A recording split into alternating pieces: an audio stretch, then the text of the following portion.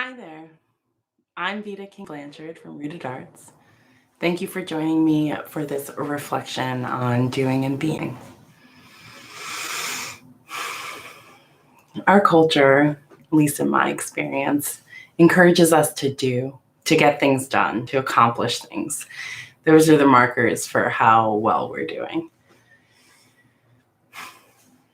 It's also important to simply be, to be in our space, in our bodies, in our emotions.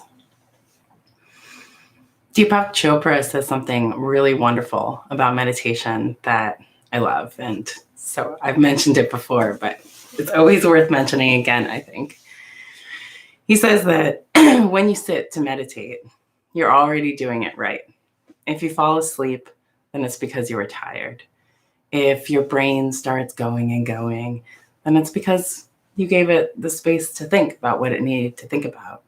If your emotions start pouring out and that's all you can focus on, then it's because your emotions needed the space to unpack. And simply being gives us that opportunity, gives our minds the opportunity to unpack our emotions, our spirits, our bodies the opportunity to rest. And yet we're not really taught how to do it. And so we have these amazing practices like meditation. Meditation is a practice of being, of existing in present moment as we are. Mantras, chanting, being in the zone of an activity that we really love and we're really familiar with. All of those things are practicing that state of being. And there's still a doing, right? Because we're practicing, we're choosing to do something to encourage that state of being. And so in between practicing, because practice is great, and that's how we get good at stuff, right? In between practicing, we want to just make time to be, to simply be with ourselves. Think about it like those treasured moments where you were just quiet with someone, sitting or walking or existing in a space. Perhaps you've had moments like that alone. And we can choose moments like that, where we simply are. Put down your book, your phone, whatever it is that's on your to-do list, and just allow yourself to be. Whatever thoughts that come up, that's okay, right? Any thoughts that maybe feel challenging, you can support yourself with love. You can just be with yourself the way that you would with a treasured friend, a loved one. Giving yourself that unconditional love that we offer to children all the time, right? Because we really all deserve that. We're all in that state of learning and growing, evolving.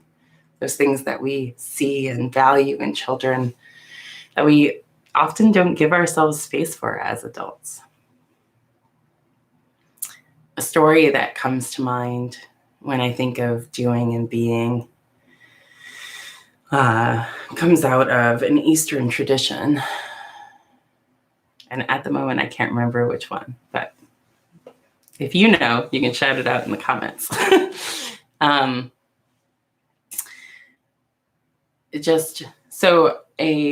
student goes to a wise monk who is a master of meditation and says and asks, how much do I need to meditate to reach enlightenment? And then the monk says, well, what are you doing now? And the student says, I'm meditating 2 hours a day. And the monk says, if you keep meditating 2 hours every day, then you'll reach enlightenment in 20 years. And the student says, well, what if I meditate for 4 hours a day? And the monk says, If you, as you are now, meditate for 4 hours a day, then you will reach enlightenment in 10 years. And the student says, oh, this is great. What if I meditate for 8 hours a day? And the monk smiles and says, if you, as you are now, meditate for 8 hours a day, you'll reach enlightenment, that pure state of nirvana, in 40 years. And I love that story because it really points to that truth.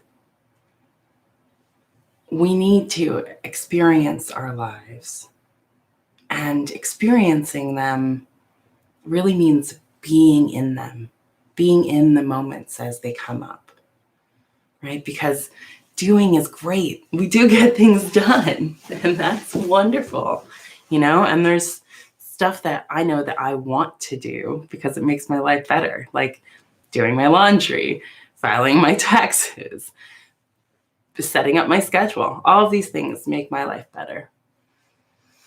And so does being, because being is where we really get to experience joy, where we get to be in the moment, where we get to enjoy the people that we're with, or just experience the energy around us, all of the things that are in us, that are us, universe as one organism, right? Another way that I feel like this is, obvious to us in a subconscious way is when we go to a gathering of people, or a birthday celebration. We're not looking to do anything in particular. We're simply looking to show up. And being is just that. It's that simple. It's showing up for yourself and allowing whatever is in the moment with you, allowing it to exist, acknowledging it, and giving yourself that love that you would bring to a birthday celebration for someone else, right? Like, here I am to celebrate you because you're worth it. The more that we turn that on ourselves, that feeling of worth, support, and availability, the more we experience beauty, growth, all of those amazing heart-lifting things that we reach toward regularly. Amit Goswami is an amazing physicist and one of the progenitors of the founders of the field of study of quantum physics. And he likes to remind himself of the balance of doing and being by just playing that song in his head, a super old song, Doobie Doobie Doo. Because we want both. Both are what allow us to balance. Being refreshes us so that our doing is more effective. Being revives us, restores us, gives us that space to unpack so that we have less to worry about because we've already addressed it. We've already gone through our thoughts. We've already opened to our emotions. We've already been present with where our spirits are at. And so when we show up to do something, we're able to get it done in a way that can feel really profound in the simple beauty of doing. And so they feed into each other. I'd love to hear about any of your experiences doing or being, or any thoughts or reflections on this. So please share them with me in the comments. Thank you so much for joining me for this video. You can catch me next week at 12:30 p.m. for Eastern Standard Time for another video on self-care or massage. I love you. I love me. I love us. I'll see you soon.